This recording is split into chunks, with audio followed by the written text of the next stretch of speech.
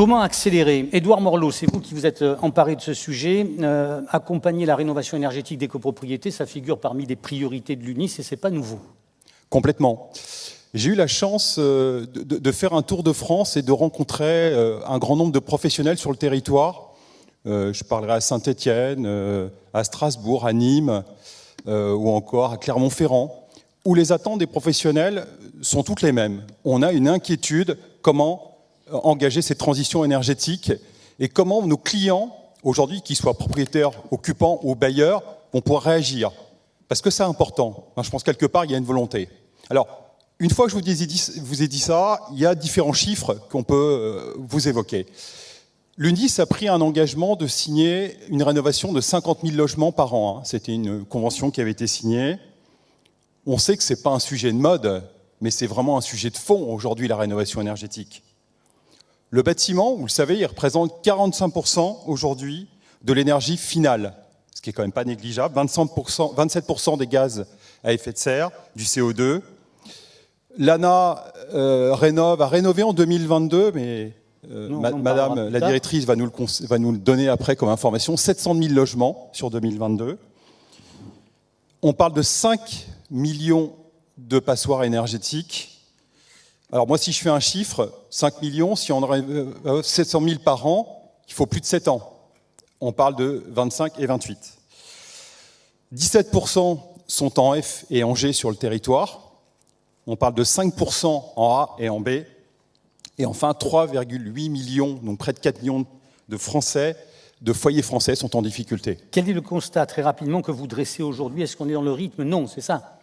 Non, je ne pense pas. Je pense qu'aujourd'hui, il y a une vraie inquiétude aujourd'hui de nos clients d'engager les aides publiques, de savoir comment on va pouvoir réaliser le calendrier climat. Et on a entendu le ministre tout à l'heure nous dire qu'il ne bougera pas et qu'on pourra certainement passer du G en F peut-être assez facilement. Il n'a pas dit qu'il ne bougera pas. Il a dit on va faire en sorte de tout mettre en œuvre pour qu'il ne bouge pas. Mais non, il faut être précis.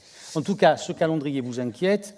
Le contrat aura démarré et avec pas mal de conséquences qu'on a vues.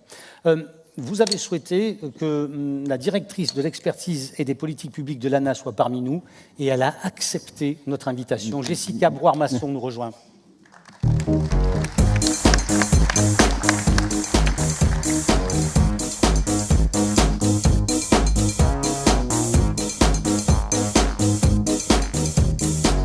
Bonjour Jessica Brouard-Masson, merci d'être avec nous aujourd'hui, directrice de l'expertise et des politiques publiques de l'ANA, établissement évidemment concerné au premier chef par ces questions de rénovation énergétique. Vous confirmez les chiffres qui ont été donnés? On en est où aujourd'hui dans cette grande entreprise de rénovation énergétique? Et Alors, on avance par petits pas. Moi, j'ai un petit post-it sur mon ordinateur. Petit pas par petit pas, c'est mieux que... c'est déjà ça. Il y a encore effectivement un long chemin à parcourir. Si, sans vous assommer avec les chiffres, je pense que c'est important de rappeler que 80% des logements de 2050 sont déjà construits. La construction neuve ne vient alimenter le parc de logements qu'à raison de 1% par an. Ça pose quelque part aussi l'enjeu, l'ampleur de la tâche en matière de rénovation des logements et de remise à niveau de l'ensemble du parc de logements, puisque sur ce parc, on a quand même une partie assez importante qui a été construite avant 1948, donc avec des critères de performance énergétique qui ne sont plus, qui ne sont pas ceux qui sont attendus aujourd'hui. Donc on a vraiment des grands enjeux et on sait que par tranche de période de construction, les travaux à réaliser, les enjeux ne sont pas tout à fait les mêmes. Donc effectivement, M. Morlot a raison. Sur 2022, on est à quasiment 720 000 logements accompagnés par l'ANA. L'année précédente, pareil, on était au-dessus de 700 000 logements. 700 000 logements par an, j'ai bien noté? Oui, par an. Ah oui. Et sur ces 720 000 logements, est-ce que ce sont des logements individuels ou des copropriétés? On a les deux. On a à la fois de l'intervention en copropriété, de l'intervention en milieu individuel. Un chiffre aussi qui peut être assez significatif, c'est que en fonction des années, on fait entre 55 et 65% de notre intervention en milieu rural. En milieu rural, on va forcément être plutôt sur de la maison individuelle, et les interventions en milieu urbain, elles vont être beaucoup plus sur les copropriétés. Mais l'intervention, on le fait à la fois en copro, à la fois en maison individuelle, et en copropriété, on a un spectre assez large de la prévention au traitement des situations les plus complexes, les plus dégradées, et des copropriétés fragiles ou dégradées.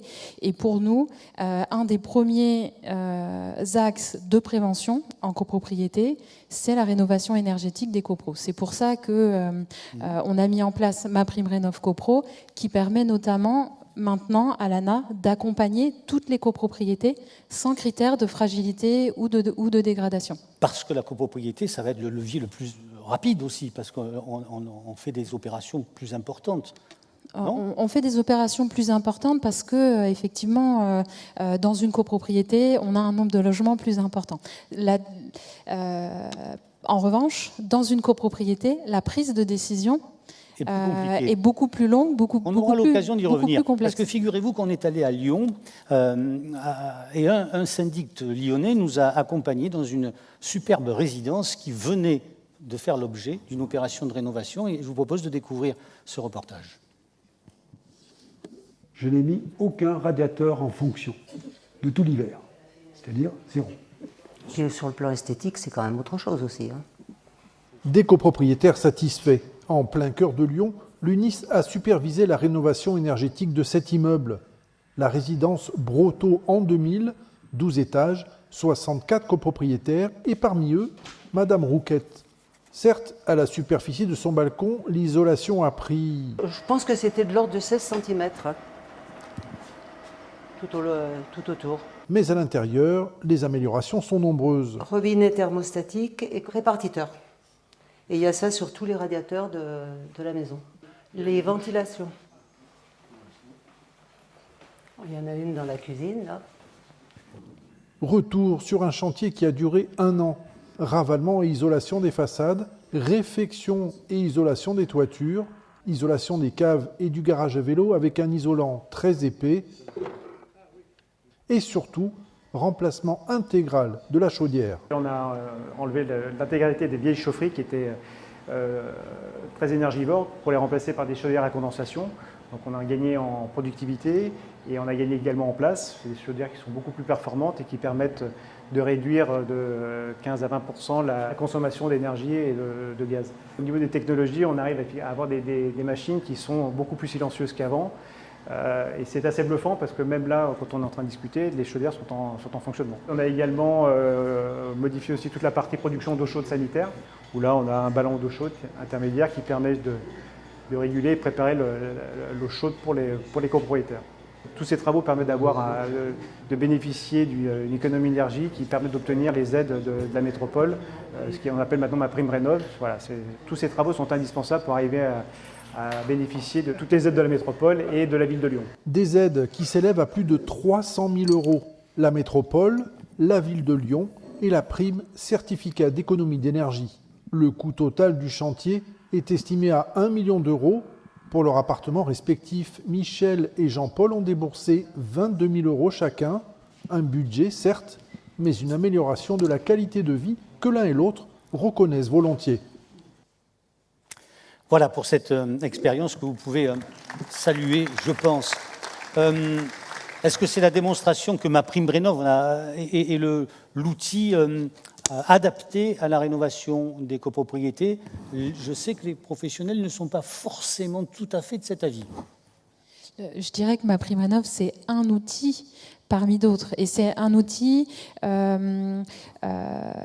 qu'il faut mixer avec d'autres outils. Le ministre, tout à l'heure, parlait des travaux en cours sur justement le financement du reste à charge par la mobilisation du réseau bancaire. Ça, c'est extrêmement important parce que, de toute façon, la subvention publique ne peut pas tout à elle seule. Et au regard des finances, des finances de l'État, c'est aussi compliqué de venir financer intégralement une rénovation énergétique. Les primes, elles permettent de donner un coup de pouce. On voit qu'on a un mixage. Les aides de la métropole de Lyon, comme la métropole est délégataire des aides à la pierre, ça correspond du coup à ma prime rénov'. Les collectivités viennent abonder, les certificats d'économie d'énergie permettent d'abonder, et puis après derrière il y a d'autres montages aussi qui sont nécessaires. Un mot sur ce dispositif. Oui, madame, effectivement, je vous rejoins. Par contre, on sait, moi j'avais des chiffres à fin 2021, on avait 800 000 dossiers qui étaient montés de façon privative pour les maisons individuelles, et je crois qu'il y avait moins une centaine de dossiers, moins de 100 dossiers en collectif. Donc on s'aperçoit qu'il est plus facile de mobiliser l'individuel que le collectif. Et aujourd'hui, c'est ce que vivent les professionnels de l'immobilier face à leurs clients. Comment vous expliquez ? Est-ce que vous dites aux professionnels il faut, comment c'est l'expression, changer votre logiciel, vous adresser différemment aux copropriétaires ? Qu'est-ce que c'est ?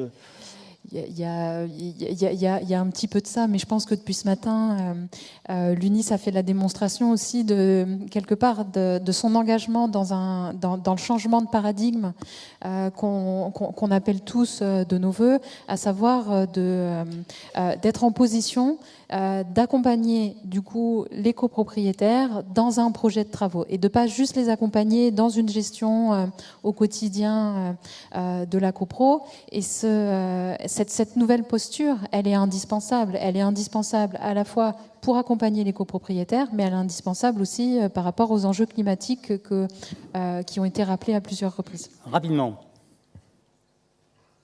Il est difficile, je pense, aujourd'hui en copropriété, quand vous faites de l'individuel, c'est quelques mois pour monter un dossier. Vous avez un interlocuteur qui se rapproche aujourd'hui des primes publiques. Quand vous êtes en copropriété, le syndic, il faut avoir des réunions préalables, vous savez, et au bas mot, on sait qu'une rénovation énergétique, entre le moment où on réfléchit et le moment où ça se réalise, c'est 4 ans.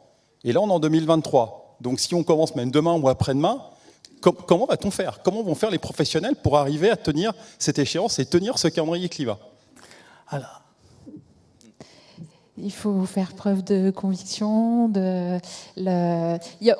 Effectivement, les volumes sont effectivement énormes.